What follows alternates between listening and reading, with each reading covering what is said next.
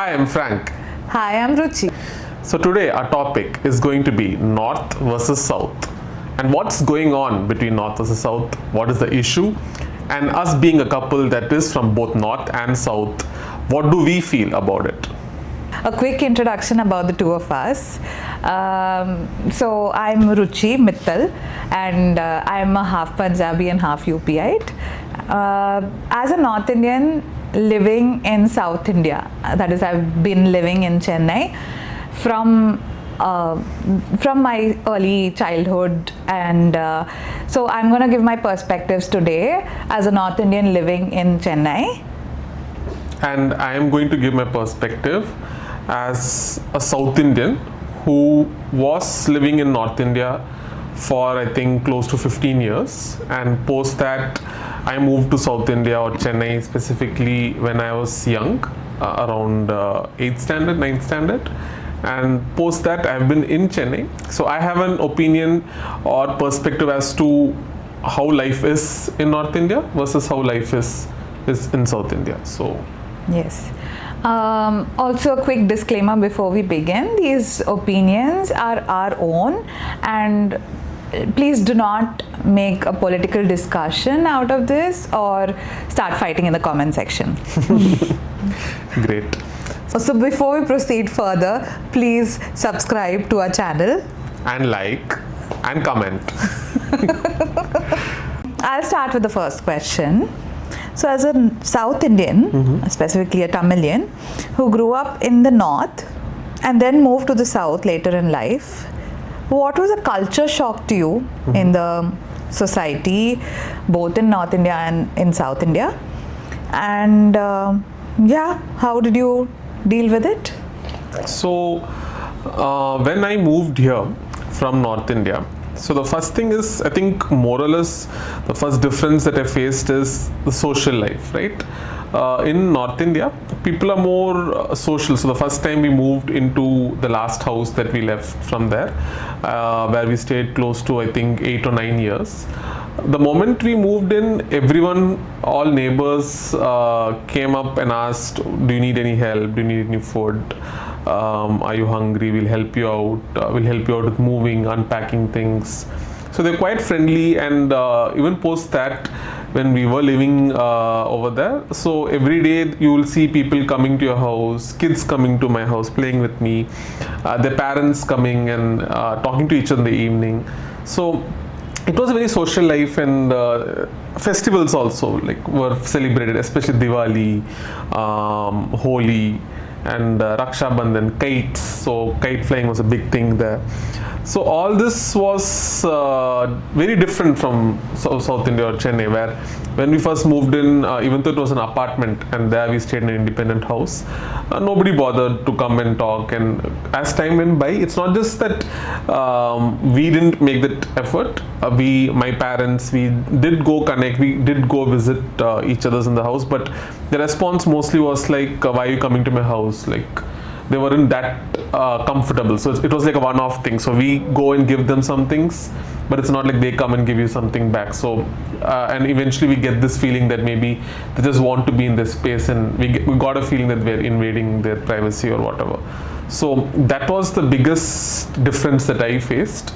And the festivals also, right? Festivals also, I think Diwali is celebrated in the morning, not so lit, not so colorful. And other festivals, Christmas and all other Indian festivals are kept to themselves, kept to the family. You don't really feel that. I think in Chennai, Pongal is one such festival. You get some feeling, but other festivals, I just feel that in North India or Faridabad where I lived, it was more lit, more vibrant, and more fun in that sort, right? Yeah. So that is my perspective. So yes, I think even my parents, I didn't live in the North so much, but my parents felt the same as what you described. So they had the same opinion that when they moved to Chennai, and they would visit the neighbors, but their visits and their friendship was probably not reciprocated.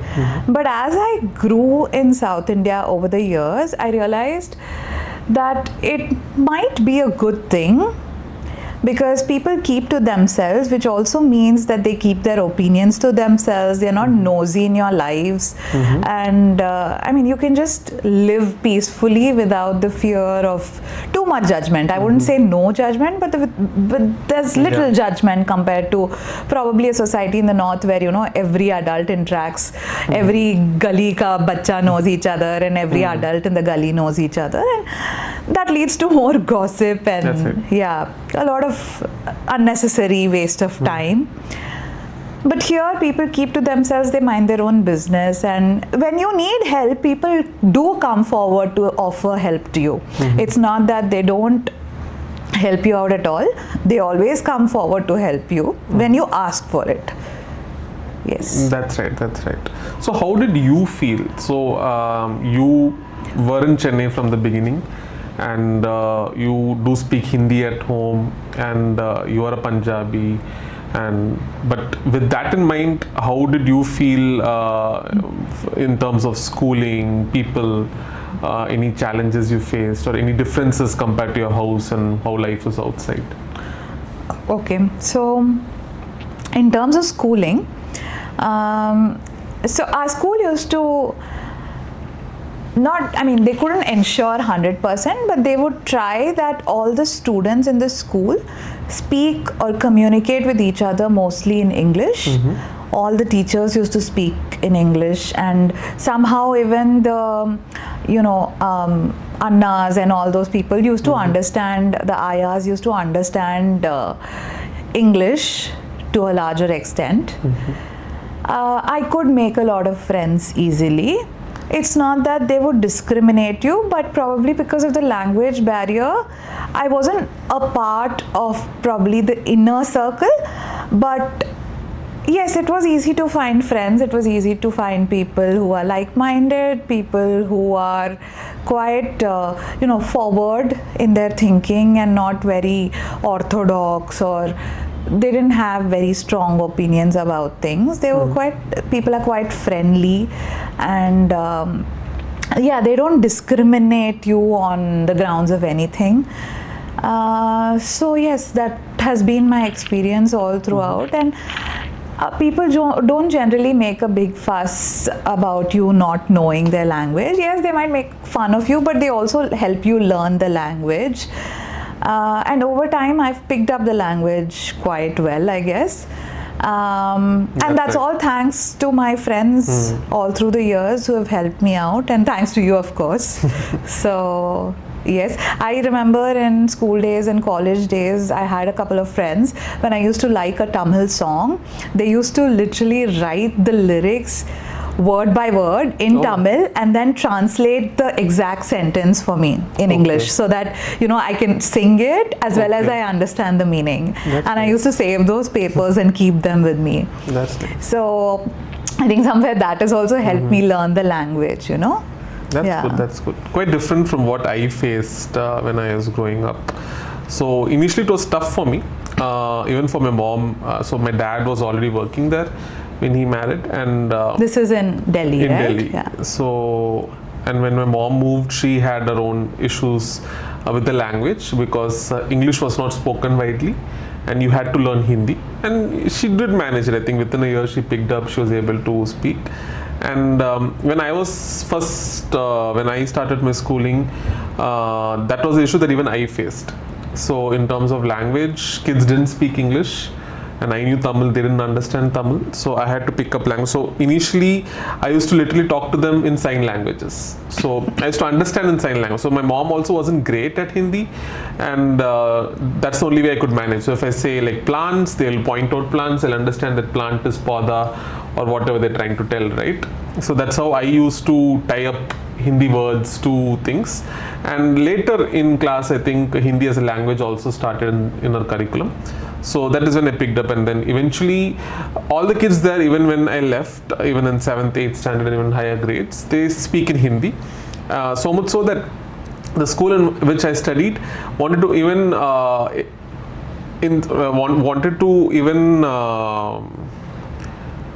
enforce is not the right word, but wanted to motivate.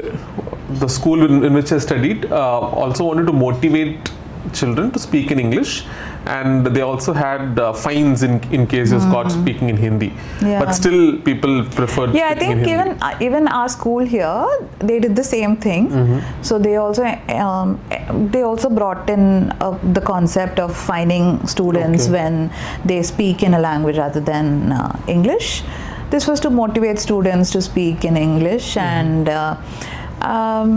also for me, one more thing was that I was not completely put into a section full of Tamil speaking kids. I had a diverse crowd in my section. So and we were in the same section till class 9. Okay. So in my class, I had students who were from Kerala, who were from Andhra, who were from different parts, Rajasthan, many different areas of the country. So that's also probably one of the reasons why more number of people communicated in English rather than the local language. But even otherwise, the local kids, they would also speak English. They would understand you perfectly well. They never had a problem. As you're stating, when you spoke in English in Delhi and people were not able to understand, or they discouraged you from speaking in English, I didn't face that problem here. Okay. So people would understand English, and they were more than willing to communicate. The kids were more than willing to communicate in English. So is this because the number of kids here, at least the ratio of Hindi speaking or people from other states were significant? Because in Delhi, I was like the only kid. There was one, I think we had sections till D or E, and there was one more Malayali kid, and there was me from Tamil Nadu in my entire batch. I think even till I left that school, that was the case. So could that be the reason why kids the number? I don't know. I have my opinion on this is when you say something like that, you're comparing the population of one state that has settled in somewhere in the north versus all the states in North India settling in one city. Okay. So obviously, when you're going to do that sort of a comparison, you're going to find some. It's not probably the right statistics that we're pointing at. But yes, Chennai is a good place for people to come in, and my parents also are North Indians who settled in Chennai. So there is a diverse group of people who settle in Chennai. Chennai being a metropolitan city.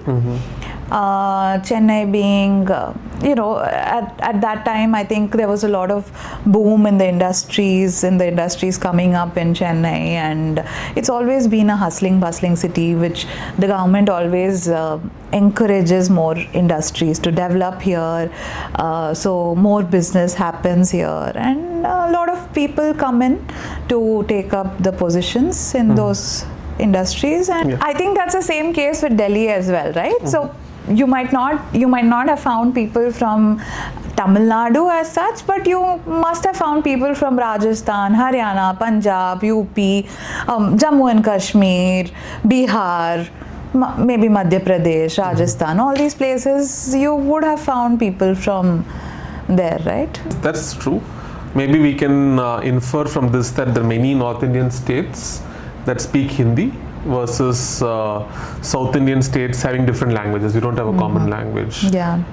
So there is Tamil, there is Malayalam, there is Telugu. There's actually, technically speaking, even North Indian states do have their own individual languages. But they speak in... But somehow, a lot of identity, a lot of languages have lost their identity, and Hindi has taken over most of them. Talking about that, I think that is the issue that is pressing right now.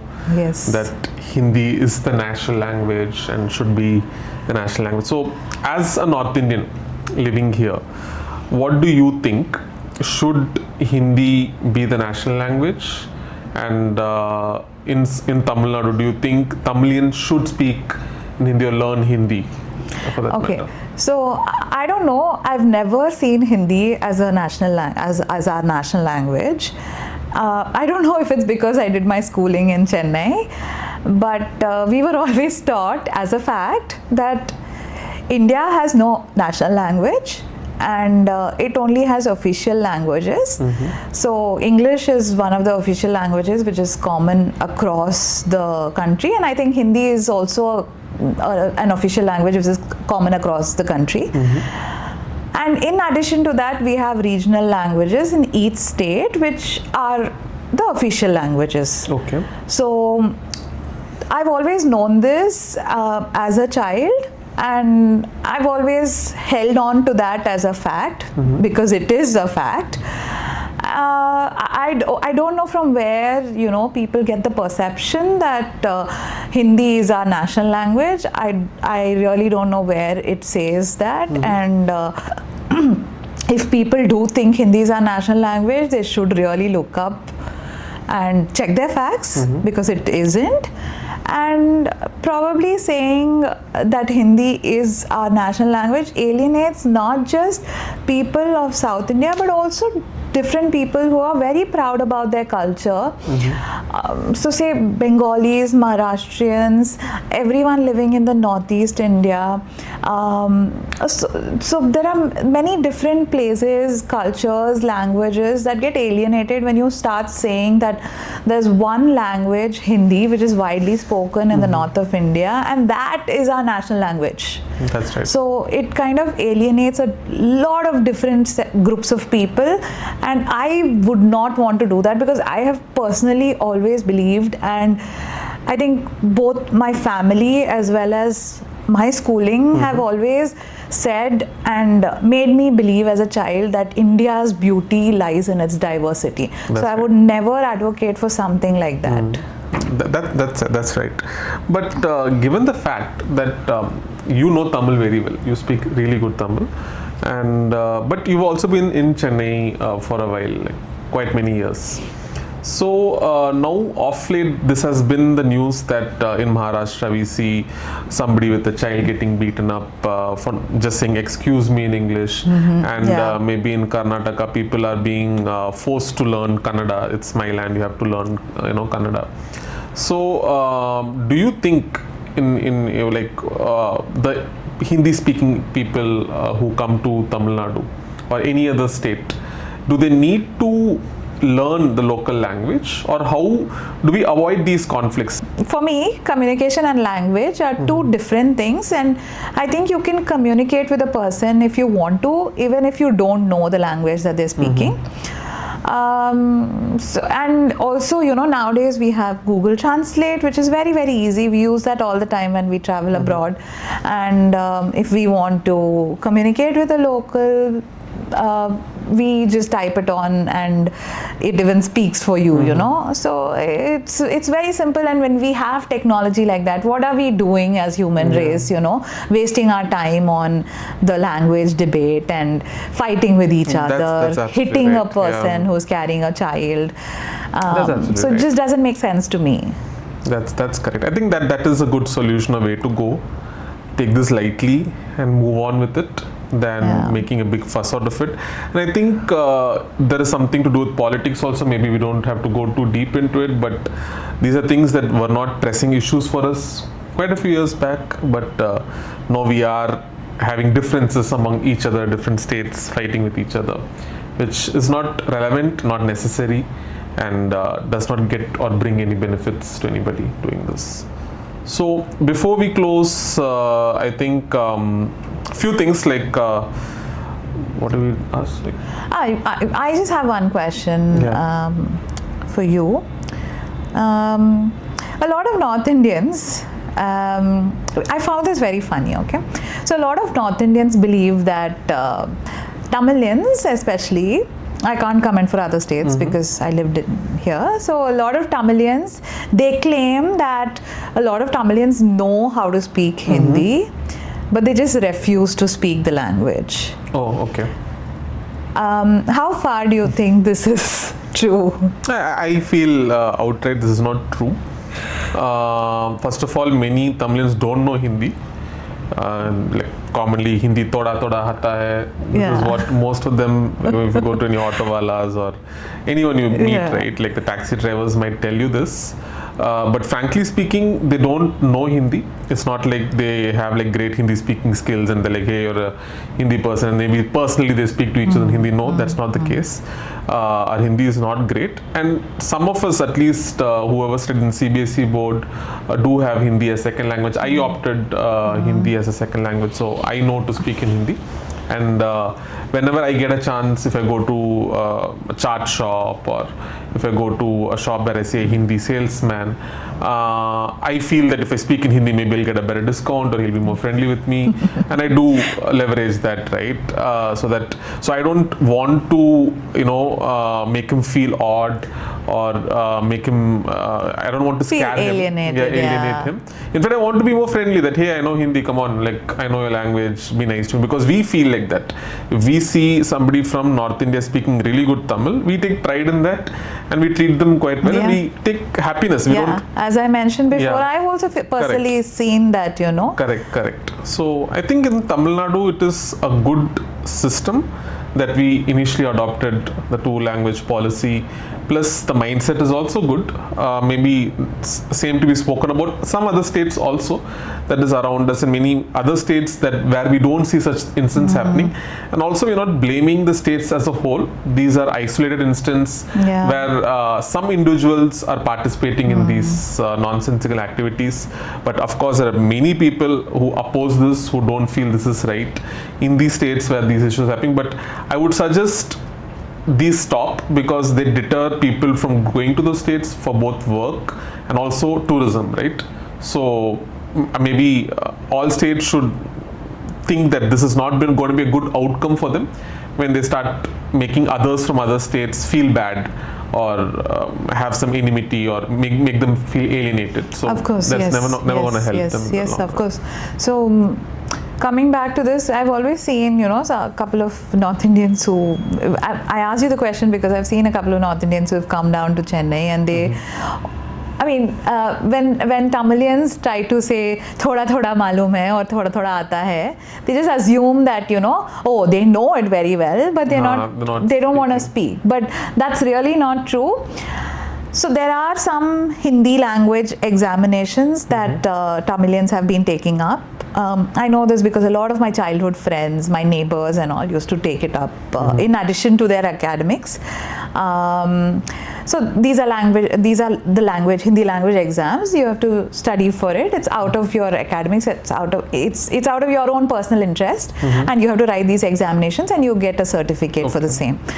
So a lot of them might have this certificate, but just because they don't communicate in Hindi on a day-to-day basis, and their spoken Hindi is really not good, It's not that they're doing it out of spite or out of, ego or whatever, They're not doing it like that.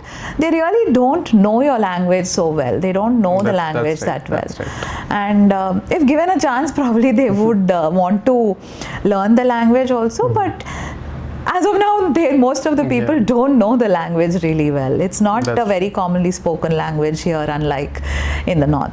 That's true. Well said. So, to the viewers out there, you must be wondering, I'm a Tamilian, she's a North Indian.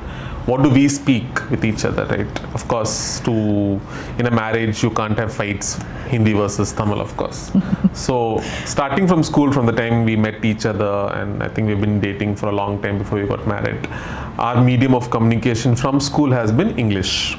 So, even till date, we do speak a little bit of Tamilish, we do involve Hindi in our conversations also, but it's mostly English and a little bit oriented towards Tamilish because we are living here and we tend to use Tamil words when we're speaking, but also Hindi words in our English when we speak, but it is English, right? So that is the answer to what we speak as a couple mostly, but we do go to Hindi movies, we do go to Tamil movies, we listen to Hindi and Tamil songs. I mean, we just have more choices for entertainment as such. So it's never a bad thing to learn languages, but you have to see if you have the means to do it. Implementing it as a policy, it involves a lot of money, a lot of infrastructure, a lot of trainings. Correct. So that's where, it becomes That's a right. problem. When you That's force right. it upon people, that's when it becomes a problem. But since both of us know the languages, it just means more entertainment. It means we can travel across the country, and you know, we can speak. We know how to communicate with people largely. And we are always open. I mean, we have to be open-minded. So even if we go to a state or to a country where we don't understand the language, we just have to figure out how to communicate with people. And with a nice smile on your face when you approach someone, unless they've had a really bad day or they've not had their morning coffee yet, I think they're going to be very friendly and they're going to help you out irrespective of what language you speak. Correct. Yeah. That's true. That's true. And in fact, in terms of food and likings, I in fact like North Indian food. I love Punjabi food. I love all the creamy stuff that we have. I love paneer, all paneer sabjis. And she in fact likes South Indian food. Yeah. So I would any day, you know, I would any day prefer tamarind rice and, you know, things like that. And I don't like tamarind rice. So I think that's the difference. And even music, where she likes Tamil songs and I like Hindi songs. Oh, and he loves Punjabi songs I love for Punjabi. some reason. She doesn't like rap, Punjabi rap. I love Punjabi rap, so she hates it. And she loves Tamil songs. She loves the melodious. I don't like melodious songs so much. I like more rap, EDM, all nonsensical, loud shit. But she likes the real music, and she likes Tamil. She likes Hindi melodious music, but she loves Tamil songs. Many Tamil songs, old songs. I like listening to classical songs. So whether it is, you know, Hindustani classical or Carnatic classical, I'm fine with both. And I see both as part of the culture of the country I belong to. So I don't see any problem in being a consumer of content from both those sides. Correct. So I think what we like to end this video with is that the only way to deal with all this is that we are Indians and we need to see each other as one. So how we embrace each other's culture, differences, and be open to what they have to offer. And there are many things that you like in what they have in their culture, the way they speak, the music, food, everything. And that gives a more beautiful experience and a better experience individually and also as a society as a whole when we accept each other than to enforce. So if I enforce my food upon her or my language or my music or my movie, it's not going to work. It's not going to work because there are not everything that I like that she likes. So I think that is something that we need to come to terms with. Yeah, I think the key is to respect the differences and to move your way around in a very to move your coins in a very friendly manner. And I think that should do that. And I don't know, it could help if you also, like me, believe in the beauty of India lies in its diversity. I really believe in this statement very strongly. And I don't know, it really has helped me out through the years, and I don't see any point in fighting within the country about languages, about cultures, about religion, whatnot. You know, if you want to fight with each other, you can always find a point, but you know, it's very difficult to build a bridge, but it's very easy to just break it down in a day. Yes. So that's what I would like to end with. Okay, so I hope you liked the video today. Stay tuned. You can maybe tell the dialogue. What should I say? I hope you stay tuned, subscribe to the channel. Okay, stay tuned. If you like our video, or even if you don't like it, please subscribe, like, comment and share. Thank you. Bye-bye. Bye.